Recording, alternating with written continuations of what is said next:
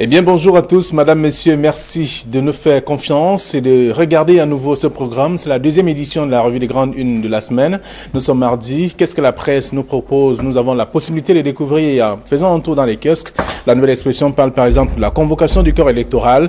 90 jours de vérité, c'est le grand titre du journal ce matin. Le décret signé hier par le président de la République ouvre la course donc à la présidentielle du dimanche 7 octobre 2018. Seule incertitude jusqu'ici, la candidature de Paul Biya, et le journal évoque deux pans importants, ce que prévoit le code électoral et même les réactions des leaders politiques. C'est à lire dans le dossier de la page 2 à la page 4 de la Nouvelle Expression ce matin. Le journal parle également de la CAN 2019, les menaces de Philemon Yang en visite sur les chantiers engagés dans la région de l'Ouest Cameroun pour l'organisation de cette compétition. Le Premier ministre a promis des sanctions sévères à l'encontre de ceux qui ne rempliront pas leur cahier de charges. On peut lire tout cela en page 6 du journal La Nouvelle Expression. Le même journal parle également des activités terroristes, des collectivités territoriales, la mise sur pied d'un réseau. C'est pour permettre donc aux mairies et aux communautés urbaines de se doter d'outils stratégiques pour structurer donc leur économie. C'est en page 5. On parle aussi du plan d'assistance humanitaire. L'élite de l'Est Cameroun confisque l'opération. Le déficit d'information et même de sensibilisation sur le coup de cœur a donné une maigre moisson. Le journal parle également ce matin de 65 millions de francs CFA seulement. C'est ce que dit le journal, donc à lire en page 5 de la Nouvelle Expression. Et puis on va parler sûrement de la Coupe du Monde 2018 avec la France-Belgique. C'est le match, plus qu'un match. En tout cas, on parle bien sûr d'une très grande rencontre, d'une place pour la finale de la Coupe du Monde. La première rencontre de demi-finale qui oppose donc la France à la Belgique est un duel entre Didier Deschamps et Thierry Henry. C'est en page 6 de la Nouvelle Expression de ce matin. D'autres informations sont également à découvrir si vous faites un tour dans les kiosques aujourd'hui. Donc c'est à lire dans le même numéro, la Nouvelle Expression de ce jour. Alors toujours dans les kiosques ce matin, on va découvrir d'autres informations avec ce qui est dit dans la presse. On découvre également ce matin avec d'autres informations. Cameroun Tribune par exemple, qui est dans les kiosques, s'intéresse à toute l'actualité parlant notamment de la présidentielle 2018. Ce sera le 7 octobre prochain, c'est ce que dit le journal, c'est le grand titre d'ailleurs, pour dire que le président de la République, Paul Biya, a signé donc hier un décret convoquant le corps électoral avec les candidats qui ont 10 jours seulement pour déposer leur dossier et également la signature de ce texte qui met fin au processus des inscriptions sur les listes électorales. C'est-à-dire dans le journal Cameroun Tribune ce matin, d'autres informations aussi. Le journal, le quotidien Le Jour, est disponible dans les kiosques. Le journal parle également à vraisemblablement sensiblement le même titre que celui du quotidien Cameroun Tribune. Ce sera le 7 octobre prochain, parlant de cette élection présidentielle. Mais seulement, à la différence que Gargaman a dit, parle bien sûr les points forts de sa candidature à la prochaine élection présidentielle. Il parle bien sûr d'intégrité, de compétences et même d'expérience. Donc, entre autres points forts qu'il dévoile pour dire qu'il a la carrure et même c'est lui qui pourrait, en tout cas, selon bien sûr la conviction des uns des autres, pour dire que c'est lui qui peut être le meilleur président. C'est d'ailleurs à découvrir dans le journal Le Quotidien Le Jour de ce matin, qui parle également de Bamenda paralysé, Boya attaqué également, des informations à lire dans ce numéro, toujours dans les kiosques Info Matin, qui est disponible par la présidentielle, 7 octobre, aux urnes. C'est bien sûr un rendez-vous. Le chef de l'État, Paul Biya, a donc convoqué le corps électoral hier, 9 juillet 2018, avec des visages des candidats, différents candidats, qui sont également à découvrir dans le journal Info Matin de ce matin, pour dire que chacun doit donc se battre et chacun a 10 jours pour déposer son dossier là où il faut le faire. C'est à lire dans le numéro, le dossier proposé par le journal Info Matin. Mutation qui est dans les kiosques s'intéresse à la présidentielle 2018. Paul Biya a 10 jours pour déclarer sa candidature. C'est ce que dit le journal. Dossier à lire de la page 8 à la page 9 du journal. Mutation disponible ce matin. D'autres informations aussi. Un autre journal, c'est Repère, qui parle donc du Fonds monétaire international, qui impose donc une cour de compte pour, bien entendu, des pays de la zone CEMAC, et à découvrir donc ce matin, en parlant du contrôle des finances publiques, c'est ce qu'on dit dans le numéro, dossier à découvrir ce jour, et bien d'autres informations aussi. Le journal, le quotidien de l'économie parle donc d'endettement, toujours parlant de la bourse, donc les curiosités sur les bons de trésor de la BEAC, à lire dans le dossier proposé par le journal. Le journal s'intéresse également à la présidentielle 2018 qui aura lieu le 7 octobre 2018, donc c'est à lire dans le même journal, disponible ce ce matin et d'autres informations aussi. On va terminer avec le journal Kalara qui s'intéresse donc à des intimidations. Le président du TCS, du tribunal criminel spécial, la lettre à Paul Biya et bien entendu le courroux des Sceaux, dossier à lire également dans le journal ce matin, qui s'intéresse aussi aux avocats stagiaires radiés du barreau pour faux diplômes. C'est ce que dit le journal. D'autres informations sont aussi à découvrir. Dans ce numéro, on parle également de l'exigence notamment de l'État, 1 milliard, donc qui exige bien entendu, donc, on parle des entreprises qui exigent 1 milliard de francs CFA pour rupture abusive donc du marché public au Cameroun. C'est donc l'autre dossier à lire dans le journal Kalara ce matin. Voilà ce que la presse nous propose, celle que nous avons reçue à notre rédaction. Et pour commenter quelques sujets ce matin sur ce plateau, il est là, Hervé Villa, bonjour. Bonjour Xavier, bon retour. On sait que vous êtes en congé, j'espère que vous revenez avec requinqué et revigoré. Voilà, j'y parviens enfin. Bonjour également au doyen Camille Nélé qui est sur ce plateau. Bonjour à Casimir et surtout bon rétablissement. On espère qu'il m'oblige tous les jours à me lever très tôt le mardi matin. Et j'espère qu'il va rapidement se rétablir pour que je retrouve... oui, nous sommes de tout cœur avec lui. C'est l'un des panélistes en tout cas de ce programme, vous l'avez compris. Bonjour... Flavien Valonongo, bonjour, bon retour du Maroc. Et on est, la revue des Grandes Unes est absolument heureuse de vous revoir sur ce plateau. Bonjour Hervé Villandjiri, bonjour aux téléspectateurs d'Equinox Télévision qui êtes nombreux à attendre 9h15 chaque jour pour suivre cette revue des Grandes Unes. Mais je voudrais dire que j'ai une pensée particulièrement émue ce matin pour ces officiers de police qui se font assassiner, tel ce jeune commissaire ou cet autre officier qui ont été tués hier par des gens qui se battent pour une cause incompréhensible. C'est-à-dire qu'eux, ils veulent une chose, mais pendant ce temps, et pendant qu'ils sont en train de vouloir être présentés comme des victimes aux yeux du monde entier, c'est eux qui viennent, qui sortent, qui tuent des Camerounais qui n'ont commis pour seul crime que d'être au service du maintien de l'ordre. Et c'est vraiment malheureux. J'ai une pensée vraiment particulièrement heureuse pour leur... une pensée particulièrement émue pour leur famille et pour leur corporation. Merci d'être avec nous également ce mardi. Avec vous, nous allons faire le tour de quelques sujets phares. Comme vous le savez, le plat de résistance, c'est la convocation du corps électoral. La plupart des journaux reviennent dessus. La nouvelle expression qui parle par exemple de 90 jours de vérité, c'est l'un des titres que je vous invite à lire. Autre chose également à lire dans la presse, il y a Cameroun Tribune qui revient et dit ce sera le 7 octobre. Même titre également pour le journal Le Jour. Oui, il faut dire que Flavien, on a raison de revenir sur... la convocation du corps électoral faite par le président de la République hier. Vous savez qu'après le prolongement du mandat des députés et qu'il s'annonçait certainement une incertitude au niveau des élections présidentielles, vu l'ambiance qui règne au pays aujourd'hui avec les crises dans le région anglophone, avec la guerre du côté de l'extrême nord avec Boko Haram, il y avait du moins une inquiétude au niveau de l'organisation des élections présidentielles. Donc du coup, je pense que le président de la République hier a convoqué le corps électoral.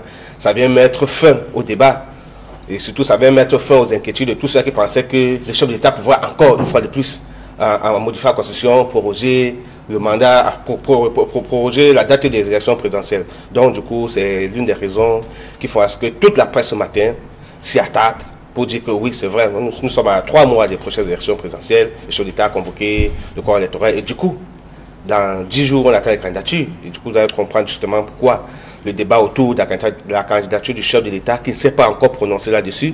Et on se pose la question de savoir, va-t-il se prononcer, ne va-t-il pas se prononcer? Surtout que depuis plusieurs mois, on s'attendait à l'organisation du congrès, du parti au pouvoir. On sait qu'il avait jusqu'au 15 juin. Or, l'organisation du congrès au parti au pouvoir, on n'a pas encore une date à ce niveau. Et du coup, des gens s'interrogent. Est-ce que Paul Biya sera-t-il candidat? Donc, du coup, c'est ça qui fait l'objet de beaucoup de titres de la presse. Cette question revient. Paul Biya sera-t-il candidat à sa propre succession?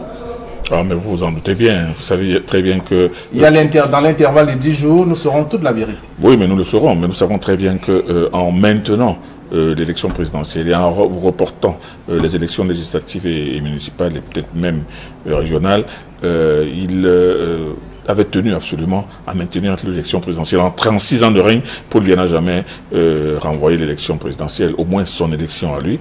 Et elle se tient toujours à date. Et c'est au moins ça qui qui fait sa spécificité d'être légaliste jusqu'au bout, et surtout pour ce qui est de son mandat. Bon, tous ceux il y en avait beaucoup qui rêvaient, qui osaient rêver que il pourrait ne pas être candidat, mais on n'a qu'à voir l'époustouflante ferveur du RDPC à demander à supplier sa candidature depuis plusieurs mois, l'époustouflante, la non moins flamboyante adhésion des forces vives des régions et des quatre coins du Cameroun, entre guillemets.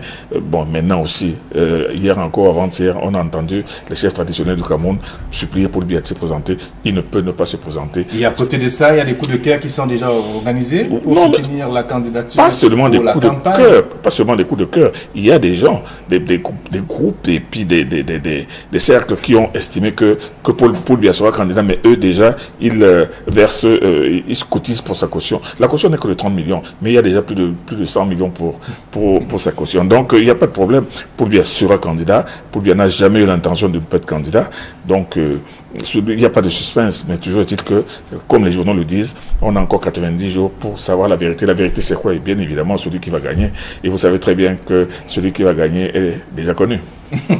En fait, peut-être vous lisez dans la boule de cristal, sachez que simplement qu'il y a des jeunes loups dans l'angle qui sont également dans la course, qui feront partie de la course. Oui, bien sûr, je pense que les principales candidatures du côté de l'opposition ont déjà été déclarées. Vous avez Joshua aussi, vous avez Akere Mouna, vous avez également Maurice Kamto, vous avez Cabral Libi, sans compter d'autres candidatures qui peuvent vous surprendre. On ne sait jamais, peut-être Jean Djonga pourra encore se présenter comme candidat, on ne sait jamais. Ils étaient nombreux. En 2011, ils étaient nombreux, la liste était longue. Peut-être Kawala encore va se représenter. Elle a dit qu'elle se présentera. Ah, ok. Du moins. Et pour les autres, constater qu'on a 10 jours pour savoir, pour avoir la liste complète des différents prétendants au poste du président de la République au Cameroun. Et maintenant, après cela, on va battre campagne. Parlant de la candidature du chef de l'État, il faut dire que les signes annonciateurs de sa candidature sont visibles. Le Cameroun abrite la CAN, le Cameroun abrite la CAN 2019. Oui. Et cette CAN, je suis le président de la République, se tiendra le jour 10. Oui. Et il faisait cette promesse au lieu de donner rendez-vous quand il recevait les liens notables après la brillante prestation à la CAN 2017. Il les annonçait de donner rendez-vous également en 2019 au Lyon. Même chose au Lyon. Il peut donner rendez-vous comme président de la République. Bien sûr, bien sûr. Qui vont recevoir l'équipe. Non, bien sûr, bien sûr. Comme président de la celui qui les recevait et dans son discours, il disait, donc comme vous dites qu'en 2019, j'y serai encore.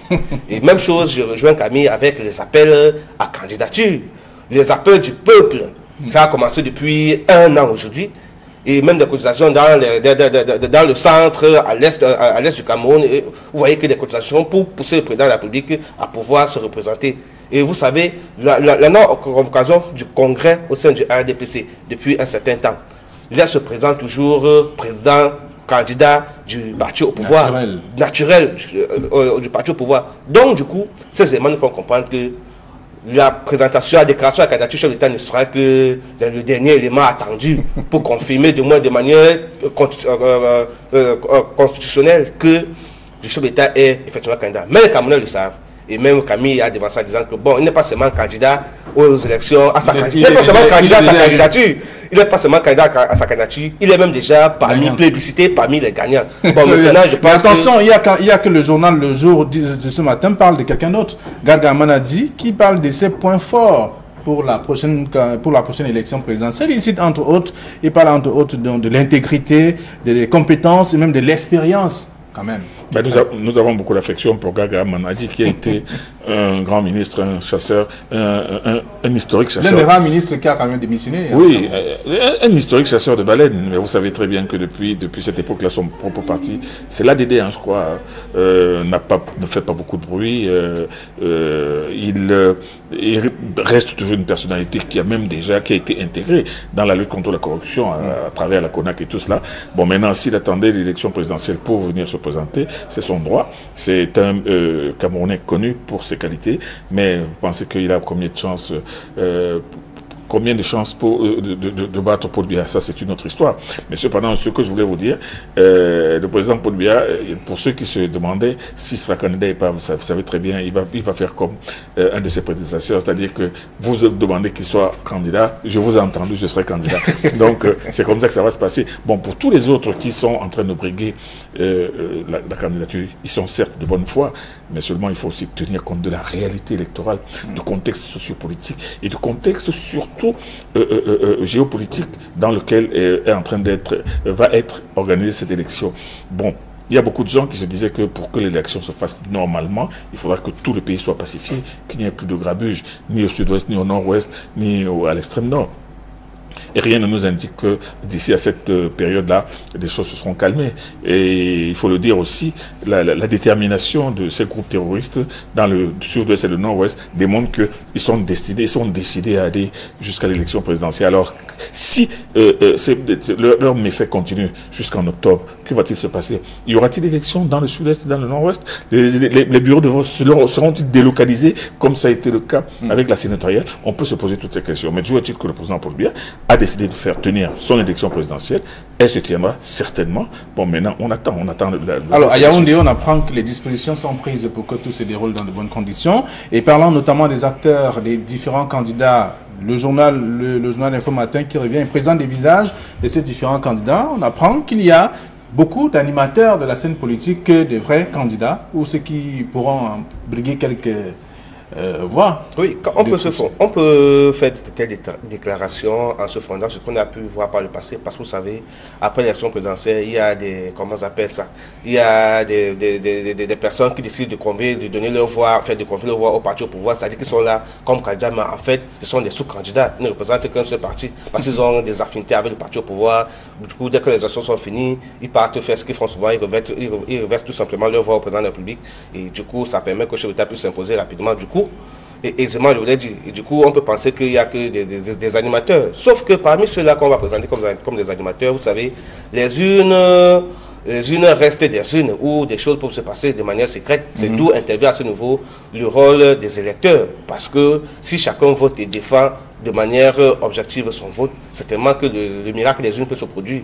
Même si chez nous, aujourd'hui, les partis d'opposition sont venus sur des dénonciations du code électoral qu'ils estiment qu'il n'est pas équitable, qui ne favorise pas une réelle alternance politique au Cameroun, et qui estiment également qu'il y a certains points qui devraient être modifiés pour permettre qu'il y ait un juste équilibre entre tous les candidats, parce que tous ceux qui gèrent les camps sont des personnes qui étaient membres du parti au pouvoir hier, et du coup ils pensent que leur seule présence peut inféoder ces élections, ils peuvent inféoder les résultats. Du coup, ils pensent que ce n'est pas une saine élection. Ça, ce sont les critiques qui sont fondées et qui sont même réelles. Mais maintenant, malgré le code électoral qui reste celui qui sera appliqué le 7 octobre prochain, les électeurs sont ceux qui doivent décider de qui sera le président de la République au Cameroun. C'est pourquoi l'appel aux inscriptions fait depuis plusieurs mois, qui s'est achevé hier, il y a un parti, notamment le Cabral Libi, qui s'est porté garant de 11 millions d'habitants,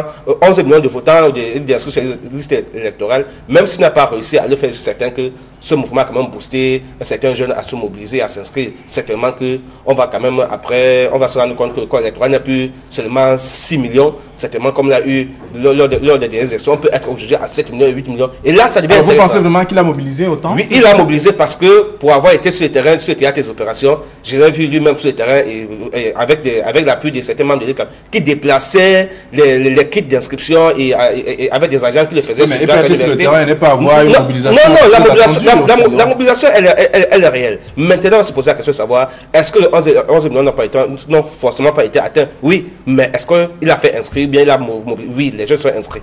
Donc, du coup, maintenant, là, le débat n'est pas à ce niveau, mais de savoir, est-ce qu'on a dépassé le quota de 6 millions d'électeurs qu'on connaît chez nous? En attendant de voir ce que les unes vont dire. Vous avez le droit de penser que les urnes vont nous réserver des surprises. Vous avez ce droit, mais vous savez très bien que ce n'est pas parce qu'un candidat à l'élection présidentielle organise un meeting où il y a 11 millions de personnes qui auront 11 millions de votants. On est tout à fait d'accord là sur le principe. 11 millions de votants à sa cause. Vous savez très bien, vous connaissez la réalité géopolitique, la réalité sociopolitique. Et vous savez très bien que parmi tous ceux qui vont être présents, combien seront seront capables d'envoyer des scrutateurs et des observateurs dans tous les bureaux de vote au Cameroun. Est-ce qu'il y a combien de partis ou bien combien de candidats enverront un scrutateur à Moulvoudaï ou bien à Garigombo ou bien... Non, c'est une très grosse machine.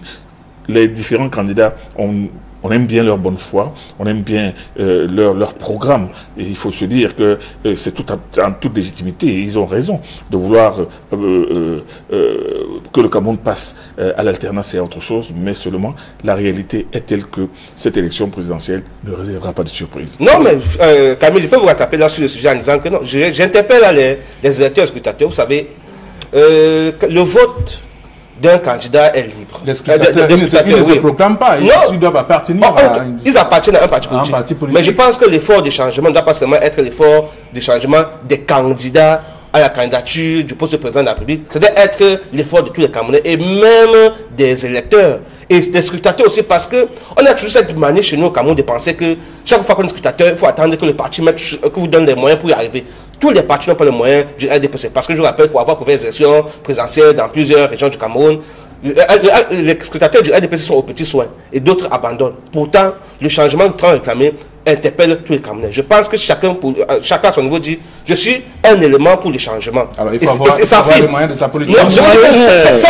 C'est d'abord un sacrifice personnel. Bon. C'est un sacrifice personnel. Je pense que Flavien, si quelqu'un peut partir de chez lui pour Equinox Télévision, si quelqu'un peut partir de chez lui pour aller voyager pour son village, je pense qu'il peut quand même mettre le même sacrifice pour veiller à ce que les élections se déroulent à pied bien. ou en voiture.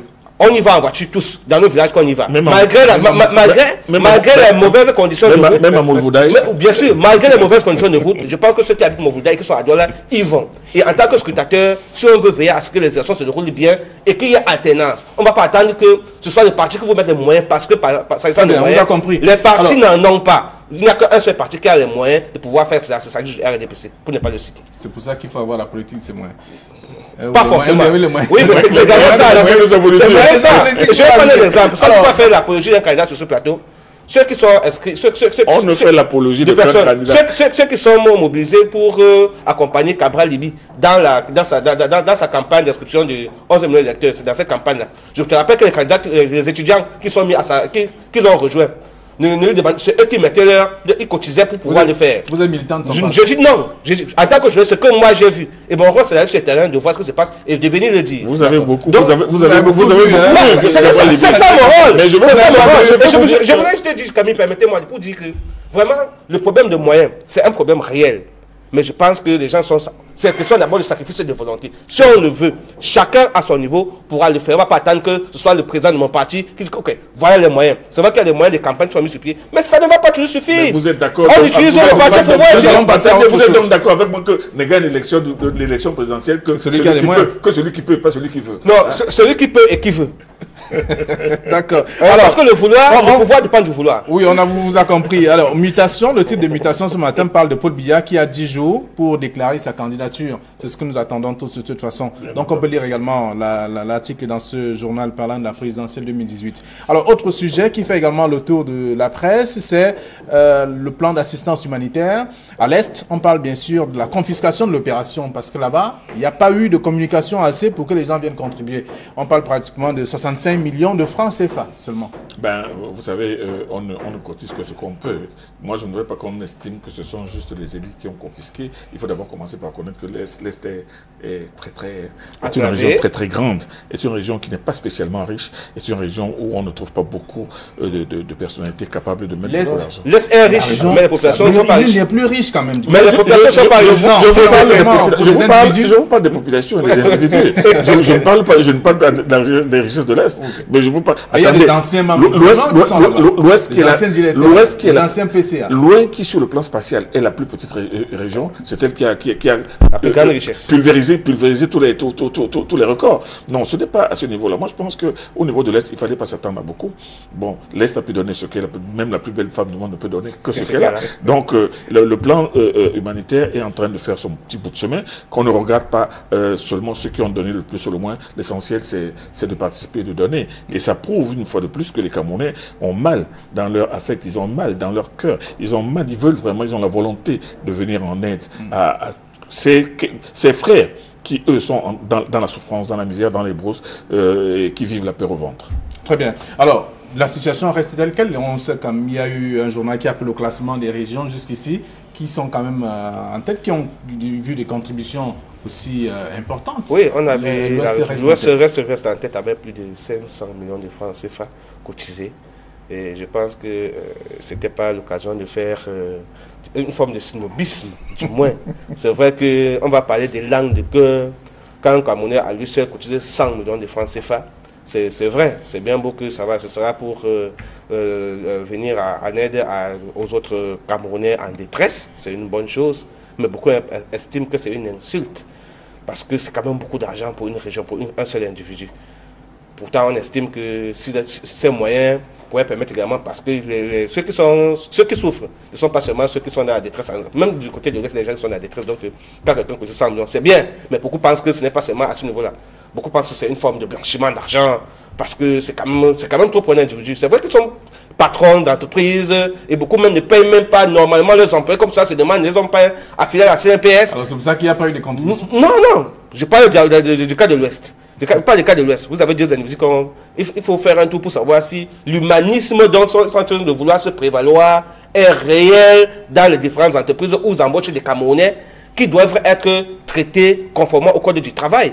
Mais quand vous jetez un coup d'œil, ce n'est pas forcément cela. Et du coup, prenez 100 millions. Est-ce que c'est pour faire seulement plaisir au chef de l'État? Et ça vous dit, est-ce que c'est une forme de matu-vu? On peut s'interroger. Mais bon, c'est bien. Que vous ne voulez pas parler du snobisme. Mais c'est bien de le faire parce que c'est pour venir en aide aux Camerounais. On peut moins apprécier cela. Au lieu de laisser cet argent moisi dans les comptes bancaires, c'est mieux que ça puisse aider aux Camerounais. Et maintenant, revenant sur le cas de l'Est, il faut dire que Camille a bien dit tout à l'heure, la plus belle femme du monde ne peut donner que ce qu'elle a. Les populations de l'Est, même s'il y a quelques élites, ne sont pas forcément riches, malgré le fait que la majorité des richesses sont exploitées de ce côté-là. Et vous pouvez savoir que ces gens se plaignent tous les jours, qu'on ne leur verse pas le quota qui leur revient en tant que propriétaire des richesses. Il y a toujours un quota chaque fois qu'on a exploité les richesses dans une zone du Cameroun, que la collectivité territoriale puisse en bénéficier, que ceux qui étaient installés là puissent en bénéficier, comme se répartir les biens pour que la région de l'Est se développe aussi. Peut-être que si c'était fait, la contribution de l'Est ne devait pas être seulement à 65 millions, on devait atteindre la barre de 100 millions,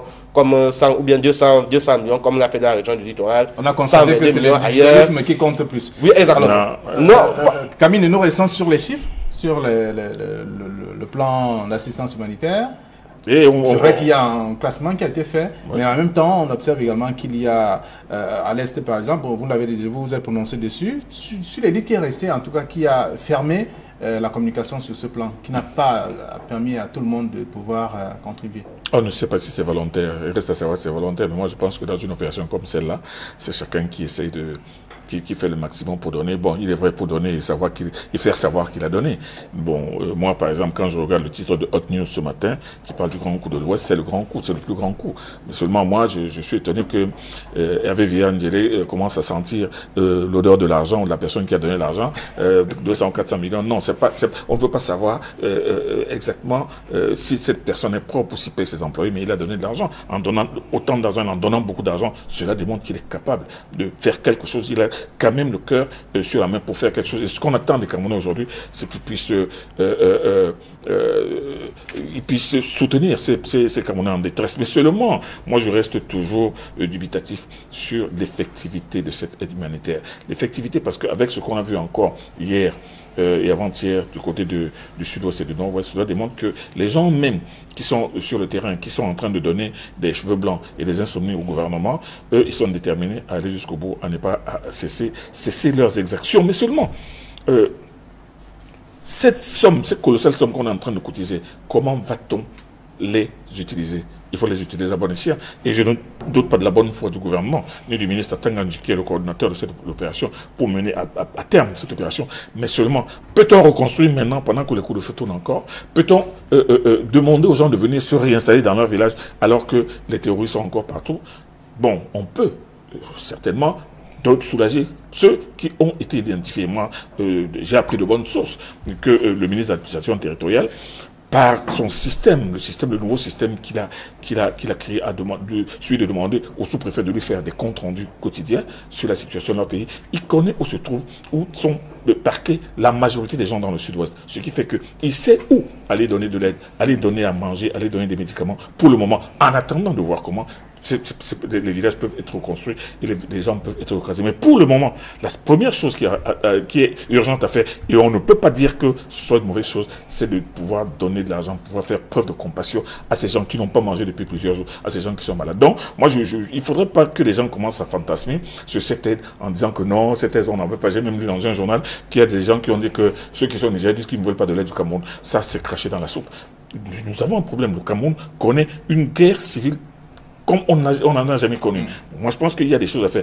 La réponse ne doit pas seulement être militaire, mais voici une réponse humanitaire dont il faut tenir compte. Très bien. Alors, l'actualité n'est pas que politique ou encore, elle est également sportive aussi, il faut le dire. Avec la CAN 2019, on voit déjà dans la nouvelle expression ce matin les menaces de Filmon Yang à quelques responsables, ceux qui sont chargés d'implémenter le processus sur le terrain. Il était à l'ouest et là-bas, il a insisté, il a promis des sanctions sévères à l'encontre de ceux qui ne rempliront pas leur cahier de charge. Oui, c'est vrai que nous sommes à quelques mois. Quand on essaie de comptabiliser, on a presque 11 mois exactement de juin 2019, jour, date de butoir pour date de début de cette compétition.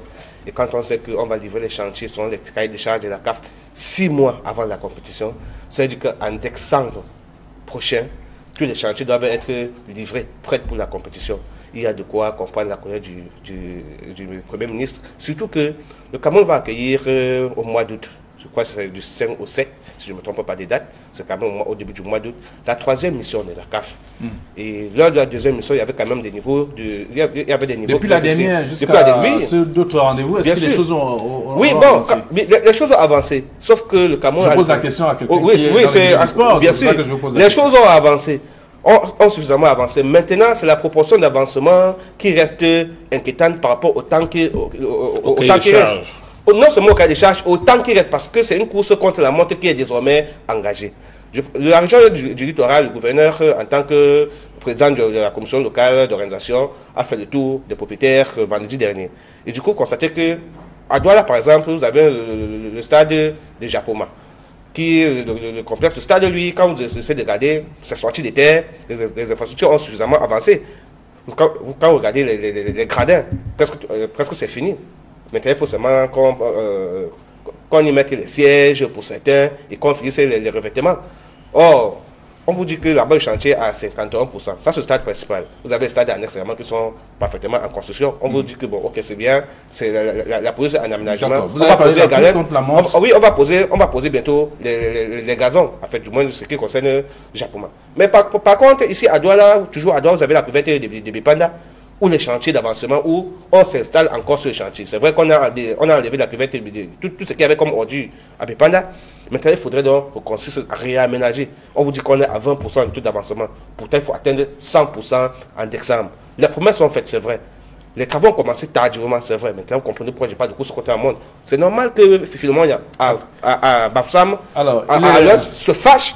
Parce qu'il ne faudrait pas que le chef de l'État lui a confié cette mission. Monsieur, vous veillez sur mes chantiers parce que ma canne va se tenir. Ma canne va se tenir et le jour dit. Donc, alors, il est dans le septentrion en ce moment. C'est dans le même processus, c'est-à-dire voir à quel niveau se trouve le niveau des travaux. Mais est-ce qu'on devrait attendre les dernières minutes pour se bousculer? Bien évidemment, il ne faudrait pas. Il faudrait pas. Et c'est pour ça qu'on ne comprend toujours pas comment, un an avant l'échéance, les stades sont encore à 30%, à 40%, 50%. C'est incompréhensible. Pourtant, c'est depuis 3 ans qu'on aurait pu amorcer ces chantiers. Parce que les gens aujourd'hui sont en train de focaliser leur regard sur les stades. Qu'est-ce qu'on fait des routes? Qu'est-ce qu'on dit des routes? Qu'est-ce qu'on dit des hôpitaux? Qu'est-ce qu'on dit? Regardez une ville comme Douala, jusqu'à quel niveau elle est sale. Regardez comment il y a des routes qu'on a cassées, il y a des quartiers, plein de quartiers qu'on a cassés tout récemment. Il est difficile de partir de Bonamoussa pour l'hôpital général. Voilà. C'est difficile. On a cassé plein de pâtés de maison. On a cassé, ça ne bouge plus. Ça attend quoi? Le problème n'est pas ce niveau-là.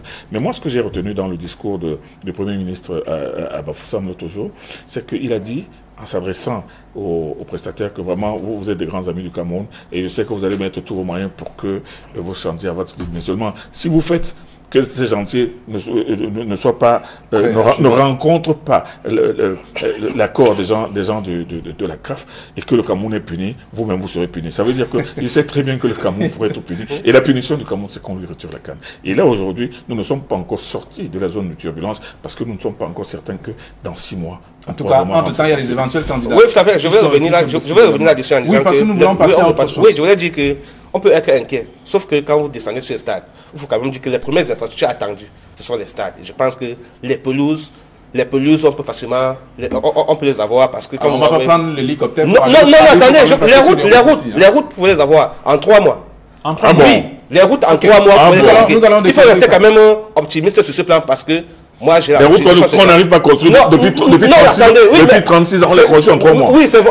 Oui, bien sûr. Il suffit. Non, ce n'est pas des rêves, Camille. C'est question de volonté. Vous savez que si en on n'a rien fait, c'est parce qu'on n'y avait pas la volonté. Très bien. On a la pression de la CAF et cette la nouvelle expression nous permet au moins de sujet sur la Coupe du Monde 2018 avec le grand duel aujourd'hui. C'est donc la France contre la Belgique. C'est un rendez-vous en fait.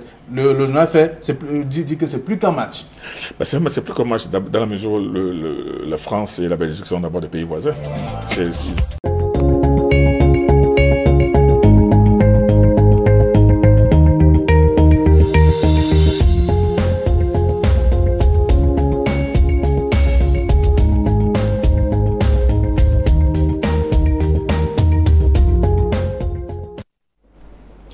Eh bien, bonjour à tous, madame, messieurs, merci de nous faire confiance et de regarder à nouveau ce programme. C'est la deuxième édition de la revue des grandes unes de la semaine. Nous sommes mardi. Qu'est-ce que la presse nous propose? Nous avons la possibilité de découvrir, faisant un tour dans les kiosques. La nouvelle expression parle par exemple de la convocation du corps électoral. 90 jours de vérité, c'est le grand titre du journal ce matin. Le décret signé hier par le président de la République ouvre la course donc à la présidentielle du dimanche 7 octobre 2018. Seule incertitude jusqu'ici, la candidature de Paul Biya, et le journal évoque 2 pans importants, ce que prévoit le code électoral et même les réactions des leaders politiques. C'est à lire dans le dossier de la page 2 à la page 4 de la nouvelle expression ce matin. Le journal parle également de la CAN 2019, les menaces de Philemon Yan en visite sur les chantiers engagés dans la région de l'Ouest Cameroun pour l'organisation de cette compétition. Le Premier ministre a promis des sanctions sévères à l'encontre de ceux qui ne rempliront pas leur cahier de charges. On peut lire tout cela en page 6 du journal La Nouvelle Expression. Le même journal parle également des activités terroristes, des collectivités territoriales, la mise sur pied d'un réseau. C'est pour permettre donc aux mairies et aux communautés urbaines de se doter d'outils stratégiques pour structurer donc leur économie. C'est en page 5. On parle aussi du plan d'assistance humanitaire. L'élite de l'Est Cameroun confisque l'opération. Le déficit d'information et même de sensibilisation sur le coup de cœur a donné une maigre moisson.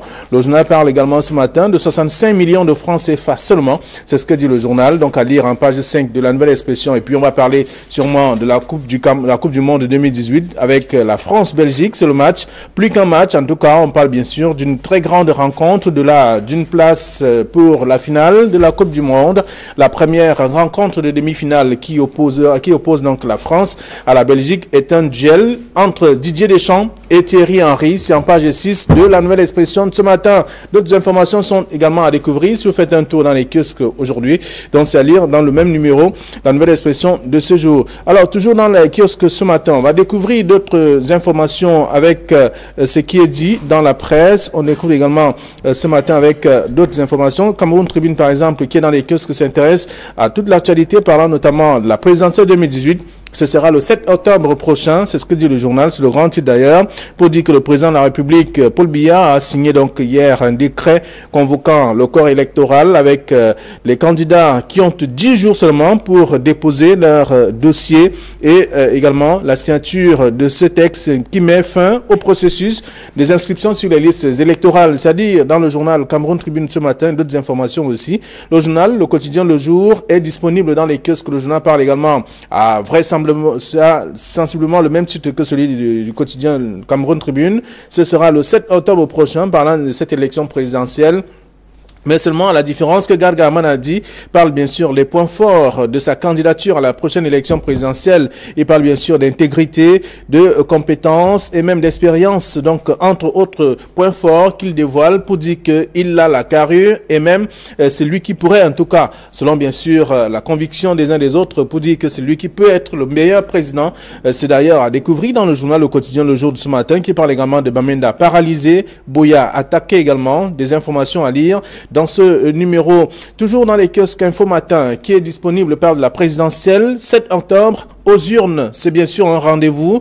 Le chef de l'État, Paul Biya, a donc convoqué le corps électoral hier, 9 juillet 2018, avec les visages des candidats, différents candidats, qui sont également à découvrir dans le journal Info Matin de ce matin, pour dire que chacun doit donc se battre et chacun a 10 jours pour déposer son dossier là où il faut le faire. C'est à lire dans le numéro, le dossier proposé par le journal Info Matin. Mutation qui est dans les kiosques s'intéresse à la présidentielle 2018. Paul Biya a 10 jours pour déclarer sa candidature. C'est ce que dit le journal. Dossier à lire de la page 8 à la page 9 du journal. Mutation disponible ce matin. D'autres informations aussi. Un autre journal, c'est Repère, qui parle donc du Fonds monétaire international qui impose donc une cour de compte pour, bien entendu, des pays de la zone CEMAC, et à découvrir, donc, ce matin, en parlant du contrôle des finances. Ne fait pas beaucoup de bruit. Il reste toujours une personnalité qui a été intégrée dans la lutte contre la corruption à travers la CONAC et tout cela. Bon, maintenant, s'il attendait l'élection présidentielle pour venir se présenter, c'est son droit. C'est un Camerounais connu pour ses qualités, mais vous pensez qu'il a combien de chances de battre Paul Biya? Ça, c'est une autre histoire. Mais cependant, ce que je voulais vous dire, le président Paul Biya, pour ceux qui se demandaient s'il sera candidat et pas, vous savez très bien, il va faire comme un de ses prédécesseurs, c'est-à-dire que vous demandez qu'il soit candidat, je vous ai entendu, je serai candidat. Donc, c'est comme ça que ça va se passer. Bon, pour tous les autres qui sont en train de briguer la candidature, ils sont certes de bonne foi, mais seulement il faut aussi tenir compte de la réalité électorale, du contexte sociopolitique et du contexte surtout géopolitique dans lequel va être organisée cette élection. Bon, il y a beaucoup de gens qui se disaient que pour que l'élection se fasse normalement, il faudra que tout le pays soit pacifié, qu'il n'y ait plus de grabuge, ni au sud-ouest, ni au nord-ouest, ni à l'extrême nord. Et rien ne nous indique que d'ici à cette période-là, des choses se seront calmées. Et il faut le dire aussi, la détermination de ces groupes terroristes dans le sud-ouest et le nord-ouest démontre qu'ils sont décidés à aller jusqu'à l'élection présidentielle. Alors, si leur méfait continue jusqu'en octobre, que va-t-il se passer? Y aura-t-il élection dans le sud-est et dans le nord-ouest? Les bureaux de vote seront-ils délocalisés, comme ça a été le cas avec la sénatoriale? On peut se poser toutes ces questions. Mais toujours est-il que le président Paul Biya a décidé de faire tenir son élection présidentielle. Elle se tiendra certainement. Bon, maintenant, on attend. Alors, à Yaoundé, on apprend que les dispositions sont prises pour que tout se déroule dans de bonnes conditions. Et parlant notamment des acteurs, des différents candidats, le journal Info Matin qui revient et présente des visages de ces différents candidats, on apprend qu'il y a beaucoup d'animateurs de la scène politique, des vrais candidats, ou ceux qui pourront briguer quelques voix. Oui, on peut faire des déclarations en se fondant sur ce qu'on a pu voir par le passé, parce que vous savez, après l'élection présidentielle, il y a des personnes qui décident de donner leur voix, de confier leur voix au parti au pouvoir, c'est-à-dire qu'ils sont là comme candidats, mais en fait, ils sont des sous-candidats, ils ne représentent qu'un seul parti, parce qu'ils ont des affinités avec le parti au pouvoir. Du coup, dès que les élections sont finies, ils partent faire ce qu'ils font souvent, ils reversent tout simplement leur voix au président de la République, et du coup, ça permet que le chef d'État puisse s'imposer rapidement. Du coup, et aisément, je voulais dire, et du coup, on peut penser qu'il n'y a que des animateurs. Sauf que parmi ceux-là qu'on va présenter comme des animateurs, vous savez, les unes restent des unes, où des choses peuvent se passer de manière secrète. C'est d'où intervient à ce niveau le rôle des électeurs. Parce que si chacun vote et défend de manière objective son vote, c'est tellement que le miracle des unes peut se produire. Même si chez nous, aujourd'hui, les partis d'opposition sont venus sur dénonciation du code électoral qu'ils estiment qu'il n'est pas équitable, qui ne favorise pas une réelle alternance politique au Cameroun, et qui estiment également qu'il y a certains points qui devraient être modifiés pour permettre qu'il y ait un juste équilibre entre tous les candidats, parce que tous ceux qui gèrent les camps sont des personnes qui étaient membres du parti au pouvoir hier, et du coup ils pensent que leur seule présence peut inféoder ces élections, ils peuvent inféoder les résultats. Du coup, ils pensent que ce n'est pas une saine élection. Ça, ce sont les critiques qui sont fondées et qui sont même réelles. Mais maintenant, malgré le code électoral qui reste celui qui sera appliqué le 7 octobre prochain, les électeurs sont ceux qui doivent décider de qui sera le président de la République au Cameroun. C'est pourquoi l'appel aux inscriptions fait depuis plusieurs mois, qui s'est achevé hier, il y a un parti, notamment le Cabral Libi, qui s'est porté garant de 11 millions d'habitants,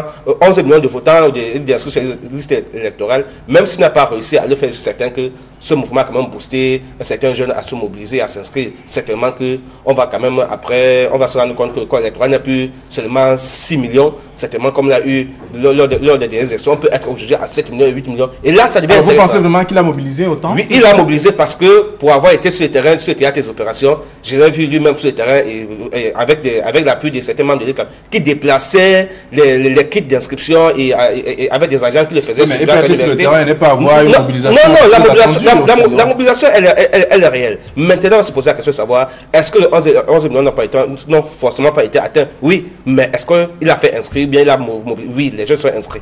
Donc, du coup, maintenant, là, le débat n'est pas à ce niveau, mais de savoir, est-ce qu'on a dépassé le quota de 6 000? Le public, c'est ce qu'on dit dans le numéro dossier à découvrir ce jour. Et bien d'autres informations aussi.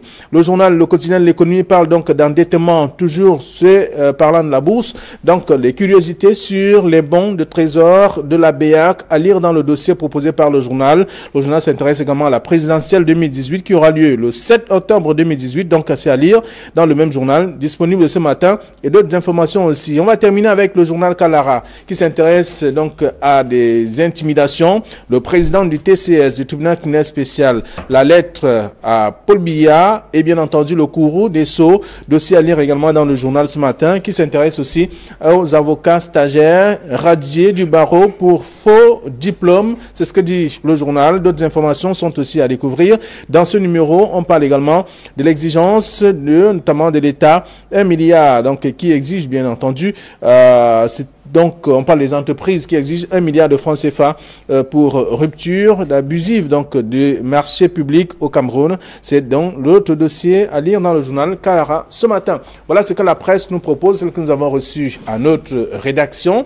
Et pour commenter quelques sujets ce matin sur ce plateau, il est là, Hervé Villa, bonjour. Bonjour Xavier, bon retour. On sait que vous êtes en congé, j'espère que vous revenez avec requinqué et revigoré. Voilà, j'y parviens enfin. Bonjour également au doyen Camille Nélé qui est sur ce plateau. Bonjour à Casimir et surtout bon rétablissement. On espère qu'il m'oblige tous les jours à me lever très tôt le mardi matin. Et j'espère qu'il va rapidement se rétablir pour que je retrouve... oui, nous sommes de tout cœur avec lui. C'est l'un des panélistes en tout cas de ce programme, vous l'avez compris. Bonjour... Flavien Valonongo, bonjour, bon retour du Maroc. Et on est, la revue des Grandes Unes est absolument heureuse de vous revoir sur ce plateau. Bonjour Hervé Villa-Ndjiri, bonjour téléspectateurs d'Equinox Télévision qui êtes nombreux à attendre 9h15 chaque jour pour suivre cette revue des Grandes Unes. Mais je voudrais dire que j'ai une pensée particulièrement émue ce matin pour ces officiers de police qui se font assassiner, tel ce jeune commissaire ou cet autre officier qui ont été tués hier par des gens qui se battent pour une cause incompréhensible. C'est-à-dire qu'eux, ils veulent une chose, mais pendant ce temps, et pendant qu'ils sont en train de vouloir être présentés comme des victimes aux yeux du monde entier, c'est eux qui viennent, qui sortent, qui tuent des Camerounais qui n'ont commis pour seul crime que d'être au service du maintien de l'ordre. Et c'est vraiment malheureux. J'ai une pensée vraiment particulièrement heureuse pour leur... une pensée particulièrement émue pour leur famille et pour leur corporation. Merci d'être avec nous également ce mardi. Avec vous, nous allons faire le tour de quelques sujets phares. Comme vous le savez, le plat de résistance, c'est la convocation du corps électoral. La plupart des journaux reviennent dessus. La nouvelle expression qui parle par exemple de 90 jours de vérité, c'est l'un des titres que je vous invite à lire. Autre chose également à lire dans la presse, il y a Cameroun Tribune qui revient et dit ce sera le 7 octobre. Même titre également pour le journal Le Jour. Oui, il faut dire que Flavien, on a raison de revenir sur... la convocation du corps électoral faite par le président de la République hier. Vous savez qu'après le prolongement du mandat des députés et qu'il s'annonçait certainement une incertitude au niveau des élections présidentielles, vu l'ambiance qui règne au pays aujourd'hui avec les crises dans le genre anglophone, avec la guerre du côté de l'extrême nord, avec Boko Haram, il y avait du moins une inquiétude au niveau de l'organisation des élections présidentielles. Donc du coup, je pense que le président de la République hier a convoqué le corps électoral. Ça vient mettre fin au débat. Et surtout, ça vient mettre fin aux inquiétudes de tous ceux qui pensaient que le chef de l'État pouvait encore, une fois de plus, en modifier la Constitution, proroger le mandat, proroger la date des élections présidentielles. Donc, du coup, c'est l'une des raisons qui font à ce que toute la presse ce matin s'y attarde pour dire que oui, c'est vrai, nous sommes à 3 mois des prochaines élections présidentielles. Le chef de l'État a convoqué le corps électoral. Et du coup, dans 10 jours, on attend les candidatures. Et du coup, vous allez comprendre justement pourquoi le débat autour de la candidature du chef de l'État qui ne s'est pas encore prononcé là-dessus. Et on se pose la question de savoir, va-t-il se prononcer, ne va-t-il pas se prononcer? Surtout que depuis plusieurs mois, on s'attendait à l'organisation du congrès, du parti au pouvoir. On sait qu'il avait jusqu'au 15. Jusqu'au 15 juin. Or, l'organisation du congrès au parti au pouvoir, on n'a pas encore une date à ce niveau. Et du coup, des gens s'interrogent. Est-ce que Paul Biya sera-t-il candidat? Donc, du coup, c'est ça qui fait l'objet de beaucoup de titres de la presse. Cette question, en attendant de voir ce que les unes vont dire. Hervé Vian, vous avez le droit de penser que les urnes vont nous réserver des surprises. Vous avez ce droit, mais vous savez très bien que ce n'est pas parce qu'un candidat à l'élection présidentielle organise un meeting où il y a 11 millions de personnes qui ont 11 millions de votants. On est tout à fait d'accord là sur le principe. 11 millions de votants à sa cause. Vous savez très bien, vous connaissez la réalité géopolitique, la réalité sociopolitique. Et vous savez très bien que parmi tous ceux qui vont être présents, combien seront capables d'envoyer des scrutateurs et des observateurs dans tous les bureaux de vote au Cameroun. Est-ce qu'il y a combien de partis ou bien combien de candidats enverront un scrutateur à Moulvoudaï ou bien à Garigombo ou bien... Non, c'est une très grosse machine. Les différents candidats on aime bien leur bonne foi, on aime bien leur programme. Et il faut se dire que c'est tout en toute légitimité. Et ils ont raison de vouloir que le Cameroun passe à l'alternance et à autre chose. Mais seulement, la réalité est telle que cette élection présidentielle ne réservera pas de surprise. Non, mais Camille, je peux vous rattraper là sur le sujet en disant que non. J'interpelle les électeurs scrutateurs. Vous savez, le vote d'un candidat est libre. Les scrutateurs, ils ne se proclament pas. Ils doivent appartenir à... Ils appartiennent à un parti politique. Mais je pense que l'effort de changement ne doit pas seulement être l'effort de changement des candidats à la candidature du poste de président de la République. Ça doit être l'effort de tous les Camerounais et même des électeurs. Et des scrutateurs aussi, parce qu'on a toujours cette manière chez nous au Cameroun de penser que chaque fois qu'on est scrutateur, il faut attendre que le parti vous donne des moyens pour y arriver. Tous les partis n'ont pas les moyens du RDPC. Parce que je vous rappelle, pour avoir couvert les élections présidentielles dans plusieurs régions du Cameroun, les scrutateurs du RDPC sont aux petits soins et d'autres abandonnent. Pourtant, le changement de temps réclamé interpelle tous les Camerounais. Je pense que chacun à son niveau dit je suis un élément pour le changement. Alors, il faut avoir les moyens de sa politique. C'est d'abord un sacrifice personnel. Bon. C'est un sacrifice personnel. Je pense que Flavien, si quelqu'un peut partir de chez lui pour Equinox Télévision, si quelqu'un peut partir de chez lui pour aller voyager pour son village, je pense qu'il peut quand même mettre le même sacrifice pour veiller à ce que les élections se déroulent à pied bien. Ou en voiture. On y va en voiture tous, dans nos villages qu'on y va. Malgré les mauvaises conditions de route. Même à Moulvoudaï. Bien sûr, malgré les mauvaises conditions de route, je pense que ceux qui habitent Moulvoudaï et qui sont à Douala, ils vont. Et en tant que scrutateur, si on veut veiller à ce que les élections se déroulent bien et qu'il y ait alternance, on ne va pas attendre que ce soit le parti qui vous mette les moyens parce que ça de moyens. Les partis n'en ont pas. Il n'y a qu'un seul parti qui a les moyens de pouvoir faire cela, c'est ça du RDPC, pour ne pas le citer. C'est pour ça qu'il faut avoir la politique de ces moyens. Pas forcément. Oui, mais c'est également ça. C'est ça. Je vais prendre un exemple. Ça ne peut pas faire l'apologie d'un candidat sur ce plateau. Ceux qui sont inscrits, on ne fait l'apologie de personne. Ceux qui sont mobilisés pour accompagner Cabral Libi dans sa campagne d'inscription de 11 millions d'électeurs, c'est dans cette campagne-là. Je te rappelle que les candidats, les étudiants qui sont mis à qui l'ont rejoint, c'est eux qui mettaient ils cotisaient pour pouvoir le faire. Vous êtes militant de son parti? Je dis non. En tant que journaliste, ce que moi j'ai vu. Et mon rôle, c'est d'aller sur le terrain, de voir ce qui se passe et de venir le dire. Vous avez beaucoup. Donc, vous avez beaucoup. C'est ça mon rôle. C'est ça mon rôle. Je voudrais juste te dire, Camille, permettez-moi pour dire que vraiment, le problème de moyens, c'est un problème réel. Mais je pense que les gens sont... C'est question d'abord de sacrifice et de volonté. Si on le veut, chacun à son niveau pourra le faire. On ne va pas attendre que ce soit le président de mon parti qui dit ok, voilà les moyens. C'est vrai qu'il y a des moyens de campagne qui sont mis sur pied, mais ça ne va pas toujours suffire. Mais vous êtes d'accord? On utilise le parti pour voir. Vous êtes donc d'accord avec moi que ne gagne l'élection présidentielle que celui qui peut, pas celui qui veut? Non, celui qui peut et qui veut. D'accord. Parce que le pouvoir dépend du vouloir. Oui, vous a compris. Alors, mutation, le type de mutation ce matin parle de Paul Biya qui a 10 jours pour déclarer sa candidature. C'est ce que nous attendons tous de toute façon. Donc, on peut lire également l'article dans ce journal parlant de la présidentielle 2018. Alors, autre sujet qui fait également le tour de la presse, c'est le plan d'assistance humanitaire. À l'Est, on parle bien sûr de la confiscation de l'opération parce que là-bas, il n'y a pas eu de communication assez pour que les gens viennent contribuer. On parle pratiquement de 65 millions de francs CFA seulement. Ben, vous savez, on ne cotise que ce qu'on peut. Moi, je ne voudrais pas qu'on estime que ce sont juste les élites qui ont confisqué. Il faut d'abord commencer par connaître que l'Est est une région très très grande, est une région qui n'est pas spécialement riche, est une région où on ne trouve pas beaucoup de personnalités capables de mettre de l'argent. L'Est est riche, mais les populations ne sont pas riches. Il est plus riche quand même. Mais les populations ne sont pas riches. Je vous parle des populations et des individus. Je ne parle pas de la richesse. Si on revient, Paul Biya sera-t-il candidat à sa propre succession? Ah, mais vous vous en doutez bien. Vous savez très bien que... Dans l'intervalle de 10 jours, nous saurons toute la vérité. Oui, mais nous le saurons. Mais nous savons très bien qu'en maintenant l'élection présidentielle et en reportant les élections législatives et municipales et peut-être même régionales, il avait tenu absolument à maintenir l'élection présidentielle. En 36 ans de règne, Paul Biya n'a jamais renvoyé l'élection présidentielle, au moins son élection à lui, et elle se tient toujours à date, et c'est au moins ça qui fait sa spécificité, d'être légaliste jusqu'au bout, et surtout pour ce qui est de son mandat.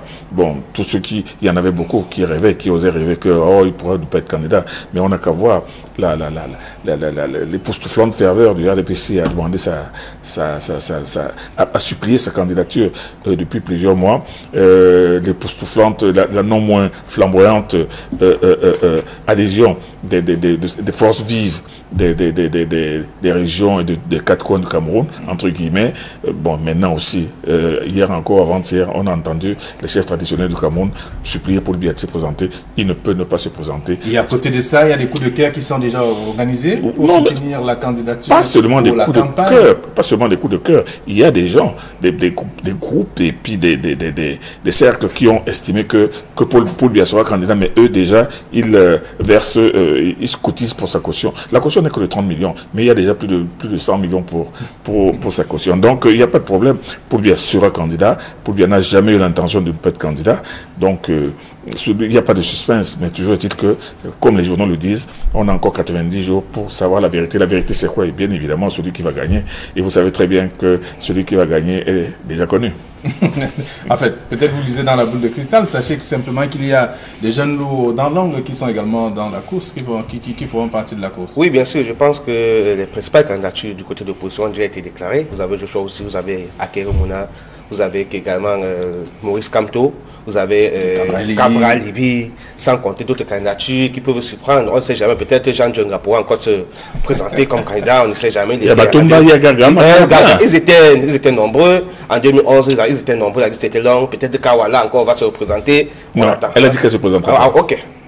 Du moins. Et pour les autres, constater qu'on a 10 jours pour avoir la liste complète des différents prétendants au poste du président de la République au Cameroun. Et maintenant, après cela, on va battre campagne. Parlant de la candidature du chef de l'État, il faut dire que les signes annonciateurs de sa candidature sont visibles. Le Cameroun abrite la CAN, le Cameroun abrite la CAN 2019. Oui. Et cette CAN, je suis le président de la République, se tiendra le jour 10. Oui.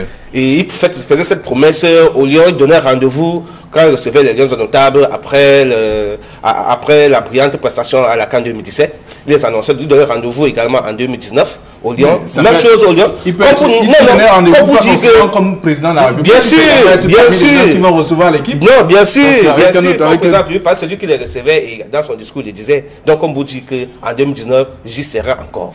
Et même chose, je rejoins Camille avec les appels à candidature. Les appels du peuple, ça a commencé depuis 1 an aujourd'hui. Et même des cotisations dans le centre, à l'est du Cameroun. Et vous voyez que des cotisations pour pousser le président de la République à pouvoir se représenter. Et vous savez, la non-convocation du Congrès au sein du RDPC depuis un certain temps. Il se présente toujours président, candidat du parti au pouvoir. Naturel du parti au pouvoir. Donc, du coup, ces éléments nous font comprendre que la présentation, la déclaration de la candidature chef d'État ne sera que le dernier élément attendu pour confirmer de moins de manière constitutionnelle que le chef d'État est effectivement candidat. Mais les Camerounais le savent. Et même Camille a dévancé en disant que bon, il n'est pas seulement candidat aux élections, à sa candidature. Il n'est pas seulement candidat à sa candidature. Il n'est pas seulement candidat à sa candidature. Il est même déjà parmi plébiscité, parmi les gagnants. Bon, maintenant, je pense attention, il y a que le journal Le Jour de ce matin parle de quelqu'un d'autre. Garga Manadi, qui parle de ses points forts pour la prochaine élection présidentielle. Il cite entre autres, il parle entre autres de l'intégrité, des compétences et même de l'expérience. Même. Ben nous avons beaucoup d'affection pour Garga Manadi, qui a été un grand ministre, un chasseur, un historique chasseur. L'un des rares ministres qui a quand même démissionné. Oui, un historique chasseur de baleines. Mais vous savez très bien que depuis cette époque-là, son propre parti, c'est l'ADD, hein, je crois.